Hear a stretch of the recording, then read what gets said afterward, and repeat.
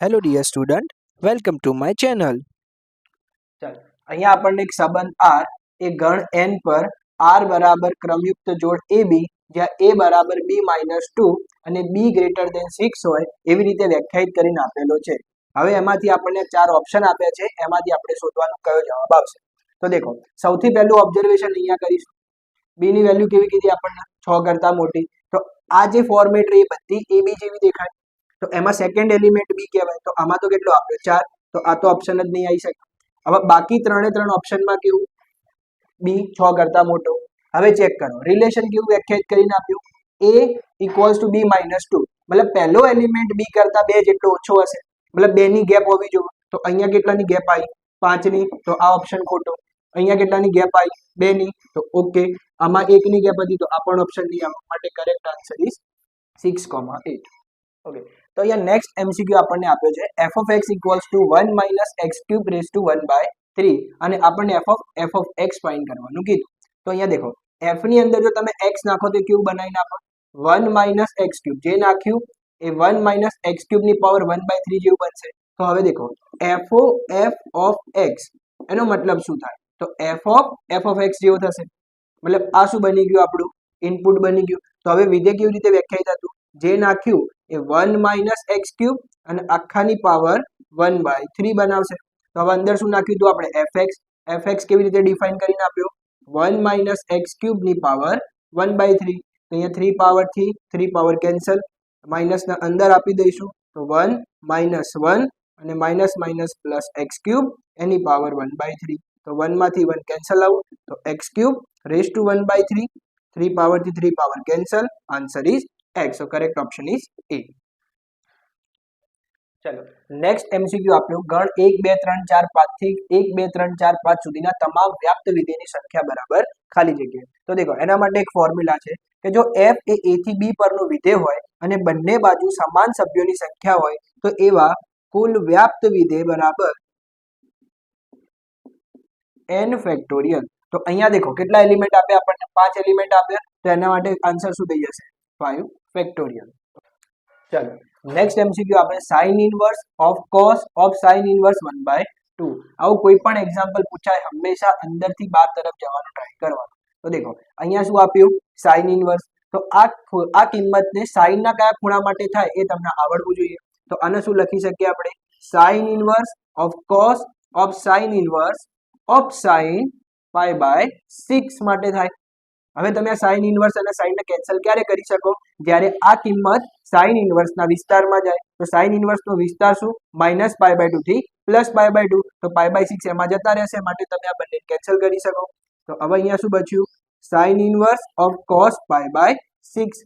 હવે cos pi by 6 ની value કેટલી થાય? તો √3/2. ફરીથી √3/2 સાઇનના કયા ખૂણા માટે થશે? તો સાઇન પાઈ બાય 3 માટે.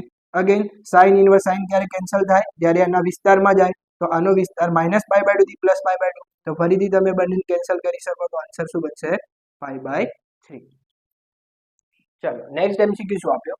Sign inverse 1 minus x minus 2 sine inverse x equals to pi by 2. તો એક્સ ઇક્વલ્સ ટુ ખાલી જગ્યા એક્સ શોધો, મતલબ એનો ઉકેલ શોધો. આવો કોઈ પણ ક્વેશ્ચન આવો હંમેશા એની લેફ્ટ હેન્ડ સાઈડ થી આપણે કામ કરીશું. તો લેફ્ટ હેન્ડ સાઈડમાં શું આપ્યું આપણને? Sign inverse 1 minus x minus 2 sine inverse x. તો એના માટે દેખો, આ જે ઓપ્શન આપેલા રહ્યા એમાંથી જ કોઈ એક આન્સર હશે અને એ બધી વેલ્યુ x ની આપેલી રહી. તો આપણે કોઈ પણ અહીંયાથી એક ઓપ્શન મૂકીને ચેક કરીએ. તો પહેલા x ઇક્વલ્સ ટુ 0 લઈ લઈએ. તો શું થશે? અહીંયા sign inverse 1 minus 0 minus 2 sine inverse 0.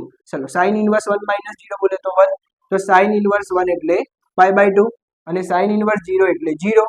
તો મતલબ પાઈ બાય 2 માઇનસ 0. તો આન્સર શું બનશે?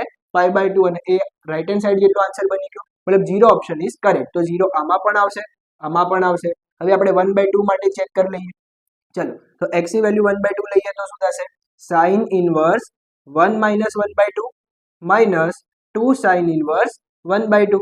1 માઇનસ 1/2 એટલે 1/2 માઇનસ 2 સાઇન ઇનવર્સ 1/2. તો સાઇન ઇનવર્સ 1/2 કયા ખૂણા માટે થશે? તો પાઈ બાય 6 માટે. આ પણ પાઈ બાય 6 માટે. અહીંયા થોડું સિમ્પ્લિફાય કરીએ તો અહીંયા પાઈ બાય 3.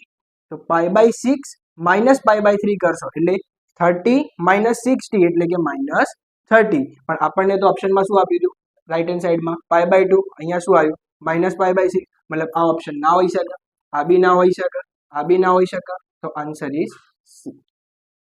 ચલો નેક્સ્ટ MCQ શું આપ્યો, tan inverse of tan 13π/6 plus cot inverse of cot 7π/3 is equals to ખાલી જગ્યા. તો દેખો એના માટે એક સૂત્ર આવશે tan inverse x plus cot inverse x equals to π/2, પણ અહીંયા યાદ શું રાખવાનું કે બંનેનું ઇનપુટ સેમ હોવું જોઈએ. તો આ જો બંને ઇનપુટ સેમ થઈ જશે તો એનો આન્સર બની જશે π/2. તો બસ એટલું આપણે બનાવી દઈએ તો આપણું કામ થઈ જશે. તો ચલો અહીંયા આપણે tan 13π/6 લીધા, તો એને શું લખી શકીએ આપણે, tan 12π plus π/6. જો એને અલગ કરી નાખીશું તો શું થઈ જશે, tan 2π plus π/6. હવે જો થોડું ત્રિકોણમિતિ વાપરવામાં આવે તો 2π plus θ, 2π plus θ એટલે પહેલું ચરણ, પહેલામાં બધા પોઝિટિવ, તો આને શું લખી શકીએ, ફક્ત tan π/6, અને tan π/6 એટલે કેટલી થાય છે એની વેલ્યુ 1/√3. હવે આના માટે કામ કરીએ તો cot 7π/3 ને શું લખી શકીએ આપણે, cot 6π plus π/3. ફરીથી એને છેદ અલગ આપી દો તો શું થઈ જશે, cot 2π plus π/3. તો ફરીથી cot 2π plus π/3 એટલે પહેલું ચરણ, પહેલામાં બધા પોઝિટિવ, તો અહીંયા શું થશે cot π/3. હવે cot π/3 એટલે પણ 1/√3, મતલબ બંનેનું ઇનપુટ કેવું થઈ ગયું, સેમ. So answer is π/2. ચલો નેક્સ્ટ MCQ આપે છે sin of π/3 minus sin inverse -1/2 બરાબર ખાલી જગ્યા. તો દેખો sin inverse -1/2 માટે આપણે એક સૂત્ર યાદ રાખીશું કે જો sin inverse -x હોય તો એ -12 આપી દેશે, તો બની જશે -sin inverse x. તો હવે આપણા એક્ઝામ્પલ માટે એને યુઝ કરીએ તો sin π/3 આ -12 આવી જશે એટલે અહીંયા શું બનાવી દેશે પ્લસ, તો અંદર શું બચશે sin inverse 1/2. હવે sin inverse 1/2 કયા ખૂણા માટે થશે, તો sin π/6 માટે. તો અહીંયાથી તમે sin π/6 ને કેન્સલ કરી શકશો કારણ કે એનો વિસ્તાર -π/2 થી +π/2 માં π/6 આવી જશે. તો અંદર શું બચ્યું દેખો, હવે sin π/3 plus π/6, મતલબ 60 plus 30 તો કેટલા થઈ જશે 90, 90 એટલે π/2 અને sin π/2 એટલે 1. સો કરેક્ટ ઓપ્શન ઇઝ ડી. ચલો નેક્સ્ટ MCQ આપે છે જો a બરાબર શ્રેણી 1 0 0 0 1 0 2 3 -1 તો a² બરાબર ખાલી જગ્યા. તો હવે મેટ્રિક્સ મલ્ટિપ્લિકેશનમાં કેવું કરવાનું, a² હોય તો એને શું લખી શકાય, a into a. તો અહીંયા આપણે બે મેટ્રિક્સ લખી નાખ્યા. હવે મલ્ટિપ્લિકેશન કેવી રીતે કરવાનું, રો ઇન્ટુ કોલમ, મતલબ પહેલા આ રો પકડીએ તો એને ફર્સ્ટ કોલમ સાથે મલ્ટીપ્લાય કરો, તો 1 into 1 છે 1, 0 into 0 0, 0 into 2 0, તો આન્સર શું બનશે એમાં 1. હવે ફર્સ્ટ રો ને સેકન્ડ કોલમ સાથે મલ્ટીપ્લાય કરીએ તો 1 into 0 છે 0, 0 into 1 0, 3 into 0 0, તો આ એલિમેન્ટ બની જશે 0. Then first row with third column, મતલબ 1 into 0 0, 0 into 0 0, 0 into -1 0, so result is 0. એવી રીતે સેકન્ડ રો ને આપણે ફર્સ્ટ કોલમ સાથે મલ્ટીપ્લાય કરીએ તો 0 into 1 0, 1 into 0 0, 2 into 0 0. એવી રીતે સેકન્ડ કોલમ સાથે 0 into 1 plus 0, તો આન્સર બનાવશે 1. આવી રીતે જો તમે આગળ સિમ્પ્લિફાય કરશો તો આમાં મળશે 0 0 0 1. તો આ એલિમેન્ટ આ મેટ્રિક્સ જે બને કોના જેવો દેખાશે, એકમ શ્રેણિક કેટલી હાર વાળો, 3 હાર 3 કોલમ, એટલે એને કહેવાય I3. તો કરેક્ટ ઓપ્શન ઇઝ બી. ચલો નેક્સ્ટ MCQ આપે છે કે જો a એ સમમિત અને વિસમમિત બંને હોય તો એ કેવો શ્રેણિક હોય. તો આવું આપણે યાદ રાખીશું કે જો સમમિત અને વિસમમિત બંને શરતોનું એક સાથે પાલન કરે એવો શ્રેણિક હંમેશા એક જ હોય, શૂન્ય શ્રેણિક. માટે correct option is B. Okay ચલો નેક્સ્ટ MCQ આપે છે કે જો આલ્ફાનું મૂલ્ય ખાલી જગ્યા હોય તો a plus a ડેશ એટલે a ટ્રાન્સપોઝ એટલે કે પરિવર્ત શ્રેણિક, જ્યાં a આપણને આપ્યો છે શ્રેણિક cos alpha minus sin alpha cos alpha. તો સૌપ્રથમ આપણે ટ્રાન્સપોઝ શ્રેણિક શોધી નાખીશું. ટ્રાન્સપોઝ શ્રેણિક એટલે શું, તો હારનું રૂપાંતર અનુરૂપ સ્તંભમાં કરી દેવાનું, એટલે પહેલી હાર બની જશે પહેલો સ્તંભ, બીજી હાર બની જશે બીજો સ્તંભ. હવે ઇક્વેશન શું આપ્યું છે આપણને અહીંયા, a plus a ટ્રાન્સપોઝ બરાબર i એટલે એકમ શ્રેણિક. હવે દેખો આની કક્ષા કેટલી હતી 2/2 ની, તો આ શ્રેણિક કેવું બનશે 1 0 0 1. હવે આ બંનેનો સરવાળો કરીશું તો સરવાળો કેવી રીતે કરવાનો, તો ઘટક વાઇઝ સરવાળો કરવાનો, પહેલાનો સરવાળો પહેલા સાથે, બીજાનો બીજા સાથે, એવી રીતે.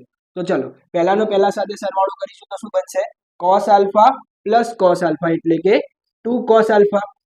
એવી રીતે minus sine alpha plus sine alpha શું બનાવી દેશે 0. પછી અહીંયા sine alpha minus sine alpha બનાવી દેશે 0. અહીંયા cos alpha plus cos alpha એટલે કે 2 કોસ આલ્ફા. હવે જો બંને બાજુ સરખામણી કરીએ તો 2 કોસ આલ્ફા કોના જેવું દેખાશે 1 જેવું. તો અહીંયાથી કોસ આલ્ફાને જો આપણે કરતા બનાવી દઈએ તો કેટલા થશે 1/2. તો હવે આલ્ફાની કિંમત શોધવી પડશે આપણે. તો કોસ આલ્ફા 1/2. તો કોસના કયા ખૂણા માટે કિંમત 1/2 થશે? તો આલ્ફા શું આવશે આપણો π/3. સો કરેક્ટ ઓપ્શન ઇઝ π/3 છે બી.